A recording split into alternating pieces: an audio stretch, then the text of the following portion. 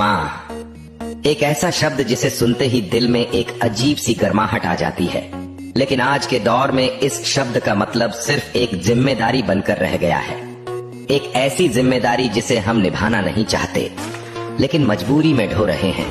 माँ जिसने हमें अपने खून से सींचा, अपनी नींदें बेचकर हमारे सपने बनाए, अपने अरमानों को जलाकर हमारे लिए रास्ता रोशन किया। आज वही माँ अपने ही घर में अजनबी बन चुकी है। याद कर, जब तू छोटा था तब वो तुझे एक पल के लिए भी अकेला छोड़ने से डरती थी। तुझे भूख लगी तो उसने खुद भूखा रहकर तुझे खिलाया।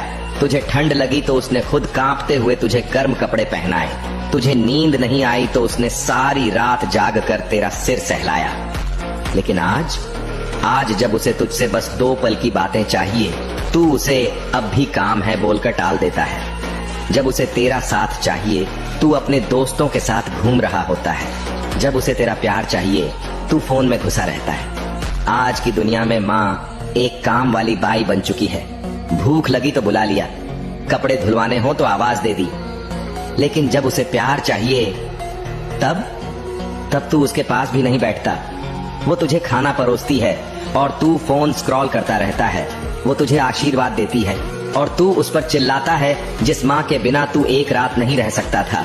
आज उसकी शक्ल तक देखे बिना दिन गुजार देता है। और ये मत सोच कि ऐसा सिर्फ तेरा ही हाल है, ये पूरी पीढ़ी का सच है।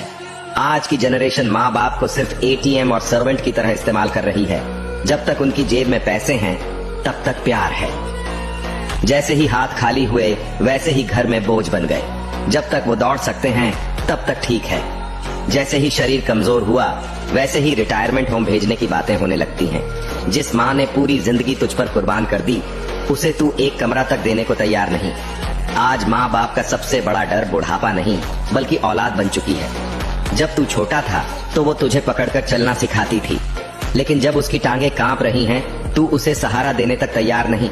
वो तुझे दिन भर याद करती है लेकिन तुझे उसे कॉल करने का भी टाइम नहीं। वो तुझे भगवान से मांग कर लाई थी, लेकिन तू आज उसे भगवान के ही भरोसे छोड़ने की सोच रहा है। सोच, एक दिन आएगा जब तू घर आएगा और माँ नहीं होगी।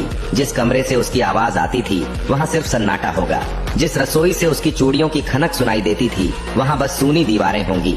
तेरा खाना वैसे ही रखा रहेगा लेकिन परोसने वाला कोई नहीं होगा। तेरा नाम लेने वाला कोई नहीं होगा।